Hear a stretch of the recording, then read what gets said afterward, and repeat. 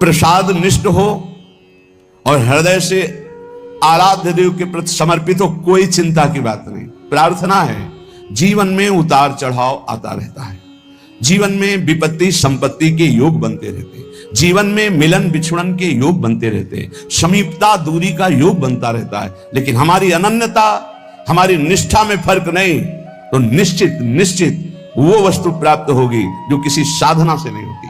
कभी कभी ऐसा भी अनुभव होता है कि प्रभु हैं भी कि नहीं है। कभी कभी ऐसा भी अनुभव होता है कि इतना भजन किया, उसका क्या लाभ मिला? बार बार विपत्ति, बार बार समस्याएं, बार बार तिरस्कार, अपमान। ये धूल भरी आंधी माया की है।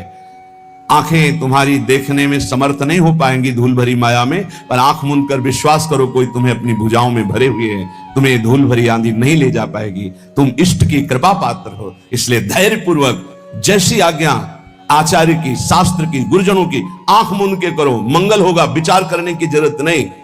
गुरुजनों की आज्ञा पर विचार नहीं किया जाता, बिना ही विचार करी शुभ जानी। तो जो हमारे आचार्य कह रहे, इष्ट निष्ठा, प्रसाद निष्ठा, नाम निष्ठा, धाम निष्ठा, ये सब परम पद प्रदान करने वाले हैं। कल चर्चा में आखिरी में कहा, तुम्हें विश्वास है कि तुम्हें भगवत प्राप्ति होगी? तो पहली बार में कम, फिर दूसरी बार में ज्यादा, फिर काफी लोग नहीं थे जो अंदर से उत्साह पूर्वक बोल सके। इसका चिंतन हुआ हमें कि क्यों नहीं बोल पा रहे, क्योंकि उनको अपना चरित्र दिखाई देता है, उनको अपना बल दिखाई देता है, उनको प्रभु के चरित्र, प्रभु का बल नहीं दिखाई देता।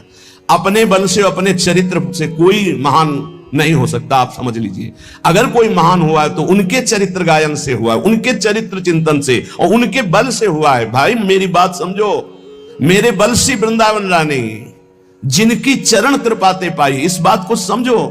आप में बल नहीं है, आप ऐसे पावन नहीं है कि प्रिया प्रीतम का स्पर्श कर सके, लेकिन उनका पावन प्रसाद, उनका पावन चरित्र, उनका पावन धाम, उनका पावन नाम, उनकी पावन उपासना हमको प्राप्त हो गई। हमें उधर देखना है, उधर उनकी कृपा, तभी तुम गर्व से कहोगे हाँ हमें भगवत प्राप्ति होगी। नहीं तो तुम ऐसे निराश हो जाओगे, उदास हो जाओगे। हाँ ये तो बचपन से लगे इसलिए कह रहे हैं कि हमें भगवत, मुझे कहाँ होंगी, मैं तो विषयों में फंसा हूं। नहीं नहीं नहीं, बार बार आपका उत्साह बढ़ाने के लिए कह रहे हैं हम। सोचो तुम्हें भगवत प्राप्ति हो जाएगी, क्योंकि तुम प्रसाद भोक्ता हो, तुम नाम जापक हो, तुम भगवत शरणागत हो, तुम धाम में बैठे हो। विश्वास करो, बिल्कुल सरल उदाहरण, इसको केवल दिमाग में बैठा लो। दो महात्मा भजन कर रहे थे, एक बट वृक्ष के नीचे, एक पीपल वृक्ष के नीचे। नारद जी निकले तो बट वृक्ष वाले ने साष्टांग दंडवत किया, महाराज आप तो कभी कभी भगवान वैकुंठनाथ के समीप जाते, मैं उनका दास हूं, कभी स्मृति दिलाना और पूछना कि अमुक जगह बट वृक्ष के नीचे जो महात्मा भजन करते हैं उनको आप कब दर्शन दोगे। ठीक ऐसा ही प्रश्न पीपल वृक्ष के नीचे भजन करने वाले महात्मा ने किया। देवर्षि नारद जी कुछ समय बाद वैकुंठ के दर्शन करके, वैकुंठनाथ से संभाषण करके वापस लौटे तो पहले पीपल वाले मिले। देखते ही साष्टांग दंडवत किया। इतने में बटवृक्ष वाले महात्मा ने भी देखा, समीप आ गए। दोनों ने एक साथ पूछा भगवान ने क्या कहा? तो बटवृक्ष वाले की तरफ देखा और कहा तुम्हें भगवान इसी जन्म में मिलेंगे। पीपल वृक्ष वाले महात्मा से कहा कि तुम्हें भगवान ने कहा है कि जितने पीपल के पत्ते इतनी बार जन्म लेना पड़ेगा तब तुम्हें भगवत साक्षात्कार होगा। वो नाच पड़े। बट वृक्ष वाले नहीं नाचे, पीपल वृक्ष वाले नाच पड़े, रोने लगे और कहा भगवान मुझे जानते कि मैं उनका भजन कर रहा हूं, भगवान मुझे जानते। इतना आनंद मगन हुए, इतना आर्त भाव से, हे करुणा वरुणालय, हे मेरे प्रीतम। वहीं भगवान प्रकट हो गए। उसी क्षण भगवान ने सबसे पहले हृदय से लगाया पीपल वृक्ष वाले महात्मा को। देवर्षि नारद जी ने प्रभु से कहा आपने हमें झूठा साबित कर दिया। क्यों? आप ही की खबर तो बता रहे थे, आपने कहा था पीपल पत्ते वाले को, जो पीपल जितने पत्ते उतना जन्म लेना पड़ेगा, और आप तो अभी दर्शन दे दिए। इनको बोले थे इसी जन्म में, तो चलो इसी जन्म में, समय तो निश्चित नहीं किया था, इनका तो सही हो गया, और इनके लिए आपने कहा था तो झूठा हो गया। बोले जो कई जन्म में भाव आना था, जैसे भजन कर रहे थे, वो भाव अभी आ गया, इसलिए अभी मिल गए, पूरा हो गया। आप समझो इस दृष्टांत से यदि हम उत्साह संपन्न हो जाए, मुझे भगवान मिलेंगे, इसी जन्म में प्रिया प्रीतम मिलेंगे, निश्चित मिलेंगे। सोचने में क्या जाता है? बोले सोचने से हो जाएगा। इस सिद्ध पुरुष लाल स्वामी हमें गंगा किनारे एक मिले थे, जिनकी खेचरी मुद्रा सिद्ध थी। रात्रि में 10 बजे जब उनसे मिलने के लिए टाइम मिला, उन्होंने टाइम दिया, गए। अकेले थे वो, सदैव एकांत साधन में लगे रहते थे। कुछ चर्चा हुई तब उन्होंने कहा, बेटा नई अवस्था थी, जैसा बनना है वैसा सोचो, जैसा सोचोगे वैसा बन जाओगे। इस सूत्र डायरी में लिखा हुआ है। अगर आप सोचोगे ना मुझे प्रियालाल मिलेंगे, प्रियालाल मिलेंगे, पक्का मिलेंगे। इसलिए रोज उत्साह बढ़ाता हूं आपका। आप सोचिए कि आपको प्रभु मिलेंगे। देखो धाम की इतनी कृपा है, प्रभु मिलेंगे आपको। नाम की इतनी कृपा है, प्रभु मिलेंगे। अरे कुछ नहीं, हमारी स्वामी जी बड़े करुणामयी युगल सरकार, मिलेंगे। ये बार बार आपके दिमाग में हम डाल रहे हैं, उत्साह वर्धन कर रहे हैं कि आपकी सोच में आने लगे कि वैसे तो हमारा उत्साह नहीं, लेकिन संत कह रहे हैं, गुरुजन कह रहे हैं, शास्त्र कह रहे हैं, तो हम मिल जाएंगे, हमको भी मिल जाएंगे, निश्चित प्रभु मिल जाएंगे। बस ये बात आना महामंगल शुरुआत हो गई। ये बात आना महामंगल की नींव पड़ गई। हमारी बात मान लो। अरे बोले कल सोचने से प्रभु मिल जाए, पक्का केवल सोचने से मिल जाएंगे। पुत्र के बहाने नारायण तो परम पद मिल गया। आप धोखे में मत रहिए। प्रिया प्रीतम का नाम, प्रिया प्रीतम का धाम, प्रिया प्रीतम का रूप, प्रिया प्रीतम की लीला, ये निश्चित भगवत प्राप्ति कराती है। श्रीपाद प्रबोधानंद जी महाराज कह रहे, बहुत ध्यान से सुनना तो तुम्हें और पुष्टता हो जाएगी हमारी बात जो अभी कही।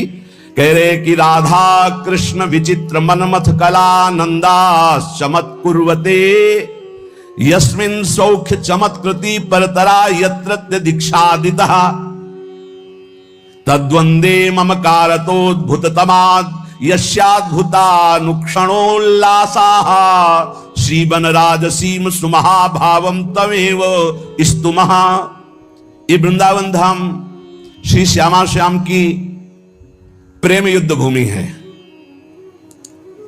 श्रीमद चतुरासी जी, अद्भुत खेत महामन्मथ को दुंदु विभूषण राव जूझत सुभट परस्पर अंग अंग उपजत कोटिक भाव। ये अद्भुत खेत माने समर भूमि, प्रेम की समर भूमि है। ये प्रेम का युद्ध होता रहता है यहां। प्रिया प्रीतम प्रेम का अद्भुत खेल। कह रहे यहां जो शरणागति दीक्षादि लेता है प्रिया प्रीतम की, राधा कृष्ण विचित्र मनमथ कला नंदास चमत कुर्वते। मनमथ कहते हैं काम को भी और मनमथ कहते हैं प्रेम को भी। अनंग कहते हैं काम को भी, अनंग कहते हैं प्रेम को भी। तो जगत में जहां प्रेम शब्द का प्रयोग होता है वहां शुद्ध काम ही है, मलिनता, केवल स्वसुख वांछा। और जहां प्रेम राज्य में मनमथ का, अनंग का, काम शब्द का प्रयोग होता है वहां विशुद्ध प्रेम होता है। यस्मिन शौक चमत्कृति, अद्भुत सुख की चमत्कार आनंद राशि प्रदान करने वाली हो जाती है जो वृंदावन में दीक्षा लेता है प्रिया प्रीतम की शरणागति, प्रिया प्रीतम की उपासना। यस्मिन सौख्य चमत्कृति परतरा यत्रत्य दीक्षादिता, क्योंकि दीक्षा से उसका नया जन्म हो जाता है, ब्रजवासी माना जाएगा। एक होता है मां के गर्भ से जन्म लेना, एक होता है गुरु के द्वारा नाद से जन्म होना।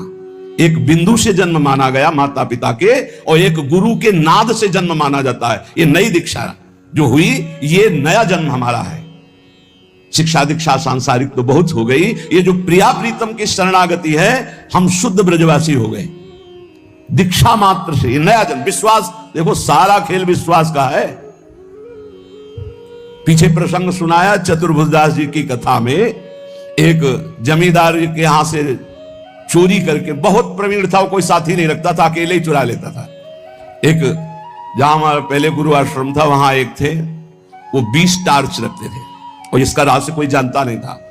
अलग अलग छतों पे अलग अलग जगह से टार्च ऐसे लगाते जिससे लगता कि 20 लोग हैं, वो अकेले डकैती डाल के ले जाते थे।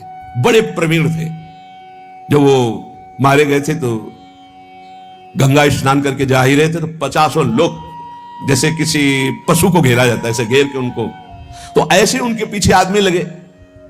चतुर्भुजदास जी कथा कह रहे थे तो भाग करके उन्होंने सोचा यहां बच सकते हैं, तो भक्तों के बीच में बैठ गए। राज कर्मचारियों ने सोचा कि यहां चोर क्यों बैठेगा, तो उन्होंने सत्संग में कोई विघ्न ना पड़े इसलिए दूर से ही चले गए, पर वो मिला नहीं। उस समय प्रसंग चल रहा था। चतुर्भुजदास जी कह रहे थे जो श्यामा श्याम की शरणागति लेता है, दीक्षा लेता है, उसका नया जन्म होता है, पूर्व के सारे पाप नष्ट हो जाते हैं। ज्यादा पकड़ हुई नहीं, यही शब्द पकड़ पाए। सत्संग समाप्त हुआ, पास गए, कहा दंडवत महाराज, हम चोर हैं, सैकड़ों कत्ल किए, चोरी किए, डकैती की है, हमें दीक्षा दोगे? चतुर्भुजदास जी ने देखा कि इतनी सच्चाई से बता रहा है, हाँ क्यों नहीं, तुम्हें भी दीक्षा में। तो क्या हमारे सारे पाप नष्ट हो जाएंगे पूर्व जन्म के? हाँ पक्का, मेरा नया जन्म माना जाएगा, पक्का? कहा ठीक है। कुछ नियम? बोले नियम यही कि अब चोरी नहीं करोगे और झूठ नहीं बोलोगे, और ये नाम दे रहे, नाम जप करो, तुम्हारा पूर्व का सारा पाप नष्ट, नया जन्म तुम्हारा। मुंडन कराओ। वो जो उनका विभत्स स्वरूप भयानक था, उस हटाकर 12 तिलक लगाए, मंत्र दिया। अब तो चौड़ी छाती करके घूमने लगा। राजकर्मचारी घूम ही रहे थे। जो जमींदार था उसने पहचान लिया, उसने कहा चोर है, तिलक विलक लगाए लिए है तो वही चोर। बंदी बना लिया गया, राजा के दरबार में ले गए। राजा ने कहा कि आप तो वैष्णव चिन्ह धारण किए हुए, सच्चाई से बोले। बोले झूठ बोल ही नहीं सकता, गुरुजी ने कहा है झूठ नहीं बोलना, झूठ तो बोल ही नहीं सकता। पूछिए आप, चोरी की? बोले इस जन्म में नहीं की। वो जो सेठ साहूकार जमींदार था, बोले चाहे जिसकी कसम खवा लो यही है, ये बाल मुड़वा डाला, तिलक लगाए है, कंठी बांधे, यही हम पक्का कह सकते हैं। वो कह रहा चाहे जिसकी कसम, उसने कहा इस जन्म में ही चोरी नहीं की। अब राजा बड़ी समस्या में, न्याय कैसे करें? एक वैष्णव तिलक धारण किए हुए, एक सच्चाई बात कर। तो उस समय परीक्षा के लिए लीला की जाती थी कि लोहे का बिल्कुल तपाया हुआ लाल फार और ऐसे एक पीपल का नवीन पत्ता, ऊपर सूत, कच्चा सूत, ऐसे वो लोहे का फार रख दिया जाता। सूत में झलस नहीं आएगी, जला भी वो जलेगा नहीं, और 7 कदम चला। तो अब शंका तो इन्हीं चोर भगवान पर थी, तो इनके हाथ में रखाया गया। तो मन में कहा, गुरुजी ने कहा था दीक्षा लेने के बाद नया जन्म होता है। ऊपर जोर से बोले इस जन्म में मैंने कोई पाप नहीं किया, कोई चोरी नहीं की, कोई झूठ नहीं बोला। 7 कदम क्या और 10 कदम बोले, और कितना चले? बोले फेंक दो। आप फेंक दिया। बोले इसको फांसी दे दो, इस जमींदार को, ऐसे वैष्णव पर दोष लगाता है। जब फांसी शब्द आया तो उन्होंने कहा कि फांसी तो ना दे, वो भी सही कह रहे हैं। तो उनका ऐसा कैसे सही हो सकता है? अब तो तुम्हारा प्रमाण हो चुका कि तुम सही हो। तो बोले फिर भी हमारा ही प्रमाण मान लीजिए, मैं ये सत्य कह रहा हूं कि चोर मैं ही हूं, ये सत्य कह रहे हैं। बोले अब नहीं मान सकते आपकी बात। बोले मान लो। तो बोले ये सत्य कैसे निकल गया कि तुमने इस जन्म में चोरी नहीं की और तुमने कल चोरी की, ये बात कैसे हो सकती है? तो उनका ये बात सुनोगे तब हम आपको, हाँ हमारे पीछे राज सैनिक लगे थे, जाके सभा में बैठे, वहां गुरुजी ने हमको ये सुनाया जब, तो हमने दीक्षा ली। तो इस जन्म में तो हमने चोरी नहीं की थी, सत्य हो गया, लेकिन कल चोरी की थी, क्योंकि ये भी सत्य है, नहीं तो उसको फांसी की सजा हो जाएगी। तो उनका ऐसे हम महात्मा से मिलना चाहते हैं, तुम्हारे जैसे चोर को महाभागवत बना दिया।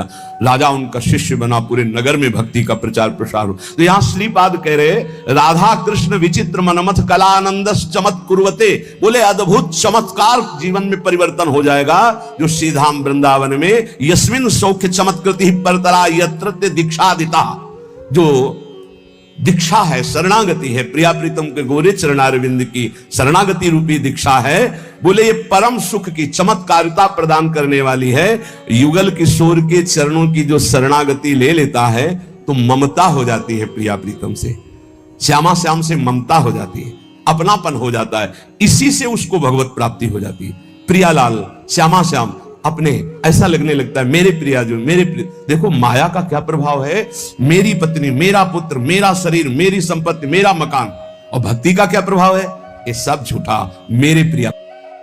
तो देखो आपको प्रिया प्रीतम में प्रीति है या शरीर में, शरीर संबंधी भोगों में, या शरीर संबंधी रिश्तों में। अगर आपको शरीर संबंधी रिश्तों में प्रीति है, ममता है, अपनापन है, तो जल्दी करो, जल्दी, ज्यादा समय नहीं है। एक अहमता ममता ये जग में है दुखदाई, ये जब श्री जी की ओर लगे तो होत परम सुखदाई। मात तात सुत दार देह में मति अरुझे मति मंदा, हित किशोर को है चकोर तू लख वृंदावन चंदा।